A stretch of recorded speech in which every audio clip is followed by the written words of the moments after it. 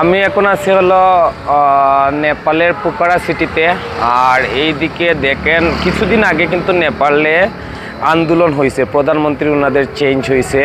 তো এর আগে আমি একটা ব্লগ করেছিলাম, ওইখানে আপনাদেরকে দেখাইছি আসলে কাঠমান্ডু শহরের কী অবস্থা। তো বর্তমানে আমি আপনাদেরকে দেখাবো যে আসলে পোকারা শহরের কী অবস্থা। এইটা হলো পোকারার main area, lake side view যে রাস্তাটা আছে, যেটা সবসময় জমজমাট থাকে।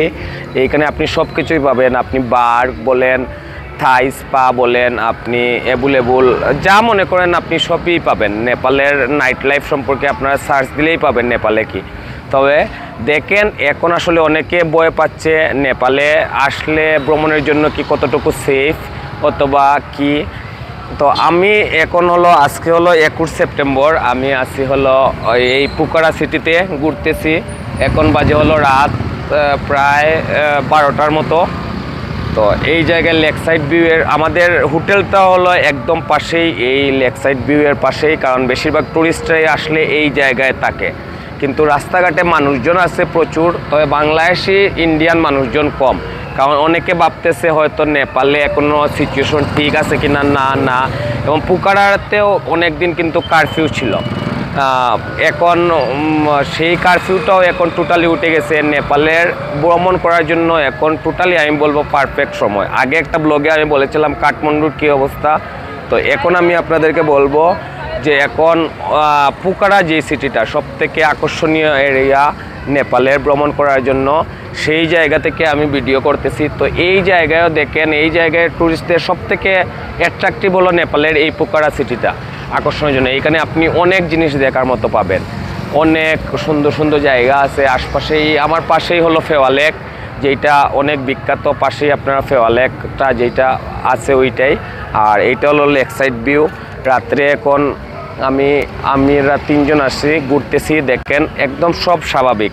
কিন্তু সবথেকে বড় বিষয় হলো অনেকজন বাংলাদেশি এবং নেপালের ইন্ডিয়ান যারা আছেন তারা এখন ভ্রমণে আসতেছে না নেপালের ভয় নিয়ে। তা আমি বলবো আপনারা যদি এখন এই নেপালে আসেন সবথেকে ভালো ফ্যাসিলিটি পাবেন। কারণ আমি ওদের লোকাল মানুষজন যারা আছে তাদের সাথে আমি কথা বলছিলাম, তো ওনারা বলছে যে এখন হলো টোটালি নেপাল সেফ। এবং আমি কাঠমান্ডু নিয়ে বলছিলাম, আবার বললাম যে পোকারাও আগে লকডাউন ছিল, কিছুদিন কারফিউ ছিল, এখন সব কিছু উঠে গেছে, সব কিছু ওপেন, কিন্তু মানুষজন একটু কম। বাংলাদেশি ইন্ডিয়ান মানুষজন কম, কিন্তু ফরেনার অনেক বেশি আছে। তো আপনারা চাইলে এখন আসতে পারেন নেপালে ভ্রমণের জন্য, একদম রিল্যাক্সভাবে। যারা একটু একান্তে সময় কাটাতে চান, এত ভিড় চান না, তারা এখন নেপালে আসতে চান, নিজেদের মতো সময় কাটাতে পারবেন। এবং সবথেকে বড় ফ্যাসিলিটি হলো যেই হোটেলগুলোর প্রাইস আগে এমনিতে ওয়ান সিজন, নেপালের মেনলি ওয়ান সিজন সেপ্টেম্বর থেকে জানুয়ারি পর্যন্ত, এখন ওয়ান সিজন তাদের স্টার্ট হয়ে গেছে, কিন্তু ট্যুরিস্ট ওই তাদের আন্দোলনের জন্য একটু কম আছে।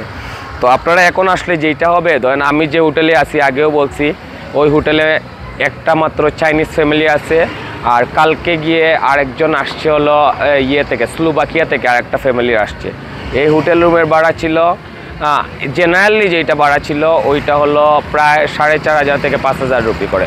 তো আমরা এই 3 জন সেম রুমই ভাড়া নিছি হলো মাত্র 1500 রুপি দিয়ে। কতক্ষণ এই হোটেল ওনারের সাথে কথা হলো, উনি বললো ট্যুরিস্ট নাই কি করবে, এই জন্য কম টাকায় ভাড়া দিয়ে দিচ্ছে।